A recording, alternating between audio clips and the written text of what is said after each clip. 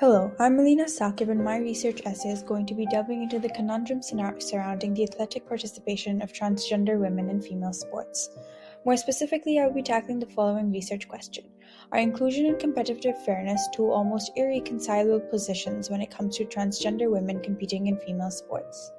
The significance and thus importance of this topic area lies in the premise of the debate, which stands in the conflict between the rights of two parties, the right of women to fairness and security, and inclusion for the transgender female community.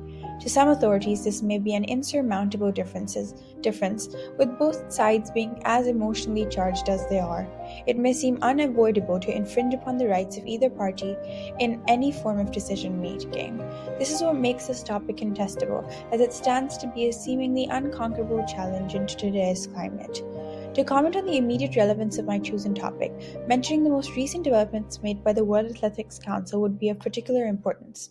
This governing body for international track and field has taken the step to bar transgender women athletes from elite competitions meant for women. The Council's policy, which was put into effect starting March 31st, largely targets athletes who transition from male to female after going through puberty as a male. It also tightened rules for athletes with disorders of sexual development, cutting in half the level of testosterone athletes can have in order to compete in women's events. In this case, too, the Council admitted to a certain prioritization. They ultimately decided to prioritize fairness and the integrity of the female competition over inclusion. On this ruling too, as with the broader debate, the populace stands divided, with fairness for women on one side and inclusion for the LGBT community on the other.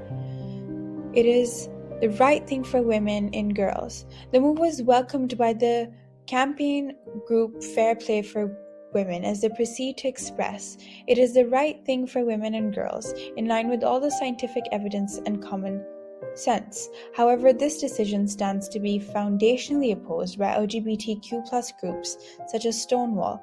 In their stance, they continue to urge sports to be as inclusive as possible by saying the trans population may be small, but they have every right to participate in sports and enjoy the many physical, mental, and community benefits of sports. Although it would pander to some selective fairness if transgender women were to be barred from access to female sport, one can't help but be alienated by this needless exclusion, considering the science on any perceived biological advantage is developing and inconclusive. Contrary to what may be projected, transgendered women do not appear to be absolutely dominating on all fronts either.